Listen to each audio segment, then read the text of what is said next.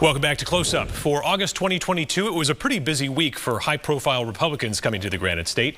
We spoke one-on-one with the former Vice President, Mike Pence, about the new legal landscape for the issue of abortion. Republicans are talking about this now as increasingly an issue for the states. But obviously, you're very strongly pro-life. Thank you. If Republicans can win majorities big enough in Congress and the White House, is not a national abortion ban of some kind on the agenda? You know, I'm pro-life. I don't apologize for it. And I couldn't be more grateful to have been a small part of an administration that appointed 3 of the 5 justices that sent Roe versus Wade to the ash heap of history where it belongs. In a very real sense, our Supreme Court has given America a new beginning for life by returning the question of abortion to the states and the people where it belongs.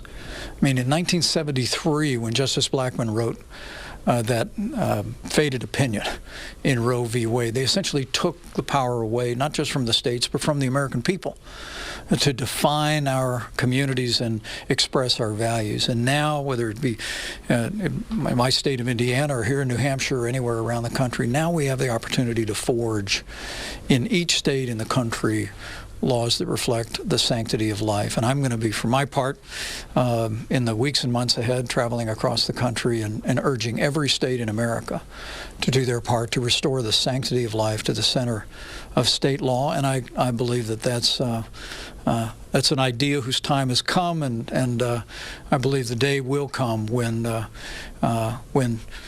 we once again restore the sanctity of life to its proper pace. To the question, though, no national ban? Well, the people conflate the issue of, that you describe. I'd like to see every state in the country adopt pro-life laws and defend the unborn. But I'd also like to see every state in the country redouble our commitment to women in crisis pregnancies, redouble our commitment to newborn children for families that are struggling financially. We need to reform adoption laws. I spoke in South Carolina not long ago, Adam. You know, it's the average cost of an adoption is $70,000.